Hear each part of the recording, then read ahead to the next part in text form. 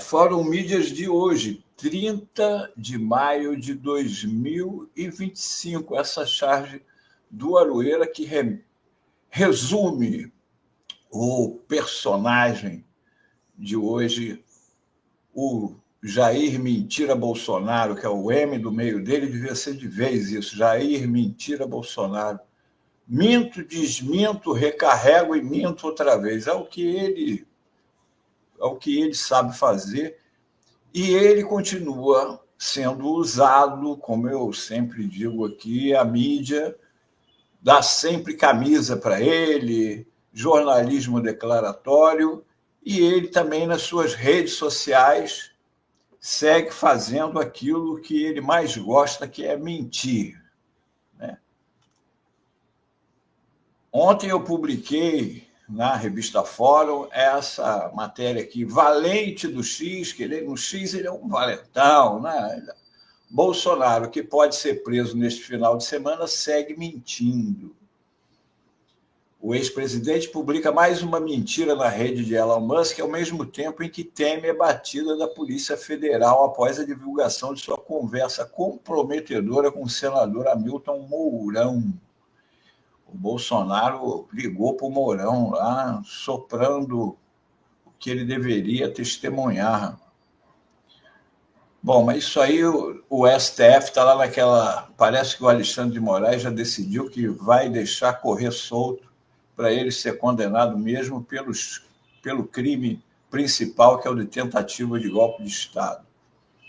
Mas o Bolsonaro publicou, naquela sequência de mentira que ele vive sobre o processo dele, que ele diz que sofre lawfare, que tem sido perseguido judicialmente, assim como foi o Lula. Ele ontem publicou um vídeo da ministra Gleisi Hoffmann, e tem com essa legenda aqui, Gleisi Hoffmann dando entrevista para canal árabe, pedindo intervenção, eles esqueceram de botar um Rzinho aqui, pedindo intervenção internacional contra a justiça brasileira para tirar o Lula da cadeia. Bom, não precisa nem dizer que isso é mentira, né? Ele ainda bota o vídeo ali, porque ele conta que ninguém nem vai ver o vídeo, ele bota o vídeo e diz que ela estava lá num canal árabe pedindo intervenção internacional contra a justiça. É mentira. Olha aqui o que diz a Gleisi neste vídeo. Senadora Gleisi Hoffmann, presidenta do Partido dos Trabalhadores, e me dirijo ao mundo árabe através da Al Jazeera para denunciar que o ex-presidente Lula é um preso político em nosso país. Lula é um grande amigo do mundo árabe. Ao longo da história, o Brasil recebeu milhões de árabes e palestinos, mas Lula foi o único presidente que visitou o Oriente Médio. Em seu governo, o comércio com o Oriente Médio se multiplicou por 5. Em 2005, Lula promoveu em Brasília a primeira conferência da América do Sul e dos países árabes, estendendo os laços de amizade a toda a nossa região. Onde está aí o pedido de intervenção no Brasil, ou qualquer coisa desse tipo com os árabes, ou qualquer sanção ao Brasil, como o Bolsonaro, nós já mostramos, inclusive, um vídeo aqui, ele falando, pedindo ajuda aos Estados Unidos, por causa do lawfare aqui, o Eduardo Bolsonaro pedindo punição aos ministros, especialmente ao ministro Alexandre de Moraes, não é? Então, não tem nada a ver. Agora, isso daqui é a transcrição. Eu vou botar o áudio aqui, o vídeo aqui da ministra Gleisi, para confirmar isso aqui. Ó. Presidenta do Partido dos Trabalhadores. E me dirijo ao mundo árabe através da Al Jazeera para denunciar que o ex-presidente Lula é um preso político em nosso país. Lula é um grande amigo do mundo árabe. Ao longo da história, o Brasil recebeu milhões de árabes e palestinos, mas Lula foi o único presidente que visitou o Oriente Médio. Em seu governo, o comércio com o Oriente Médio se multiplicou por 5. Em 2005, Lula promoveu em Brasília a primeira conferência da América do Sul e dos países árabes, estendendo os laços de amizade a toda a nossa região. Bom, viram aí que não tem nenhuma referência à mentira que o Bolsonaro colocou ali, de que ela estaria pedindo intervenção de um país árabe aqui no Brasil. Eu sigo com a minha matéria lá, né? Que ele também se diz vítima de lawfare e compara o caso dele ao de Lula. Só que o Lula foi condenado pelo Moro sob a acusação de ser proprietário de um triplex no Guarujá e de um sítio de Atibaia, coisa que comprovadamente ele nunca foi, é ou será. Inclusive, o triplex lá do Guarujá já foi vendido pela Caixa, já foi passado adiante. Já os crimes do Bolsonaro, que ele vive dizendo que é perseguição política, eles ficam claros na sentença dele, e é legal, porque eu vou botar aqui os trechos da sentença do ministro Benedito Gonçalves, que foi o relator do processo do Bolsonaro, em que é mostrado por que o Bolsonaro está inelegível.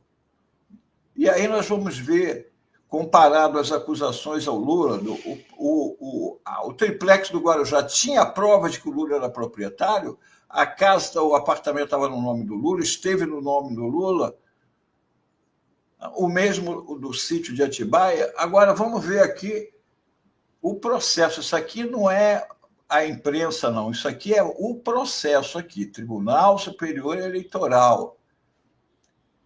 A ocorrência da reunião com os embaixadores é fato público e notório. É aquela reunião que o Bolsonaro convocou no Palácio com embaixadores de países estrangeiros.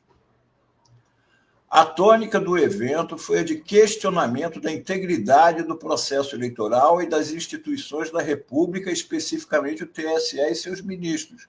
Verdade, foi isso que foi a reunião. O presidente candidato à reeleição, pessoalmente, afirmou a possibilidade de que os resultados do pleito pudessem ser comprometidos por fraudes no sistema de votação. É mentira isso? É falso? Não, é verdade. Ele até hoje fala isso. Ele foi literalmente afirmado nessa reunião pelo primeiro investigado, no caso, o Jair Bolsonaro, entre outras informações falsas, que em 2018 as urnas trocaram o dígito 7 pelo 3, transformando o voto no 17, que era o número do Jair naquela época, em 13. Olha que loucura! Que o sistema brasileiro de votação é inauditável, que a apuração é realizada por empresa terceirizada e não pode ser acompanhada, que o TSE teria admitido que em 2018 invasores puderam trocar votos entre candidatos. Ele falou isso? Falou. É mentira? É mentira. No discurso foram feitas também insinuações sobre suposta interferência eleitoral e defesa de terroristas por parte dos ministros do STF, bem como associado à esquerda o atentado sofrido por Bolsonaro em 2018. O Bolsonaro era presidente da República e, quando da internação do Adélio, ele não recorreu, não pediu que o processo, que as investigações da Polícia Federal prosseguissem. Ele podia falar lá para o ministro, olha aí, manda prosseguir, temos que descobrir os mandantes disso. Ele não fez. Por que será que ele não teve esse interesse em saber, já que ele diz que é o pessoal da esquerda, em saber quem mandou o Adélio fazer o ataque? Por quê? Ele, 4 anos no governo, dizendo, como ele disse numa reunião, não sou eu que estou dizendo, ele disse que ele ia interferir sempre que fosse possível, que não ia deixar a Polícia Federal sacanear um amigo dele ou uma coisa assim, que ele interferiria. Por que ele não pediu ao ministro da Justiça para investigar o crime contra ele? Aí não era uma interferência, ele foi vítima, então ele tinha o direito de solicitar isso. Que a Polícia Federal investigasse até o fim quem foi o mandante do crime. Porque nunca foi ouvido o Adélio. Ah, é louco. Pois é. Vamos voltar à sentença aqui. O discurso, além de ele falar aquilo para os embaixadores, que seria uma coisa ilegal, mas restrita, o discurso obteve amplo alcance, pois a reunião foi transmitida ao vivo pela TV Brasil, ligada à empresa Brasil de Comunicação, e o vídeo foi veiculado nas redes sociais do primeiro investigado. O primeiro investigado é Jair Bolsonaro, alcançando até a propositura da ação aproximadamente 589 mil e 587 mil visualizações, respectivamente, no Facebook e no Instagram. Ou seja, estava fazendo campanha política, divulgando nas redes a mentira que estava falando para os embaixadores. E quem estava assistindo falava assim, nossa, é grave mesmo, olha, estão presentes embaixadores, o mundo está sabendo que a eleição no Brasil é fraudulenta, o presidente... É isso que ele estava revestindo. O então presidente do TSE, ministro Edson Fachin, agências de checagem e veículos de imprensa apontaram o caráter falso das afirmações lançadas contra o sistema de votação. O discurso foi retirado do YouTube por iniciativa da empresa, ou seja, da Google, que informou que, aspas, a política de integridade eleitoral do YouTube proíbe conteúdo com informações falsas, de fraude generalizada, erros ou problemas técnicos que supostamente tenham alterado o resultado de eleições anteriores após os resultados já terem sido oficialmente confirmados. Ou seja, ele também foi condenado pelo YouTube. O evento foi utilizado ilegalmente pelo candidato, onde o candidato à reeleição difundiu a gravação de discurso em que ataca a Justiça Federal e o sistema eletrônico de votação, o que converge com a sua estratégia de campanha. Ele, desde a hora em que ele assumiu em 2018, na eleição de 2018, que ele venceu, quando ele assumiu em 2019, ele já disse que foi roubado, porque a ideia dele foi essa. Ele deu um golpe quando ele botou os militares lá dentro, os militares voltaram ao poder no Brasil e dali não queriam largar. O golpe, quando foi em 8 de janeiro de 2023, começou em 2019, quando ele botou os militares lá dentro. E dali não queria que eles saíssem, nem que ele, Bolsonaro, saísse. Então ele já veio com essa história de que as eleições eram roubadas para depois poder alegar. Eu já dizia isso quando eu ganhei. Então, agora que eu perdi, não é choro de perdedor. Eu sempre disse que as eleições foram roubadas, mas as mesmas eleições que ele vem se elegendo desde 1990 e tanto. Não é? A conduta dele caracteriza desvio de finalidade no exercício do poder discricionário otorgado ao agente público. Ele, como presidente da República, teve o poder de convocar aqueles embaixadores lá no Palácio do Planalto, que foi utilizado para fins eleitoreiros.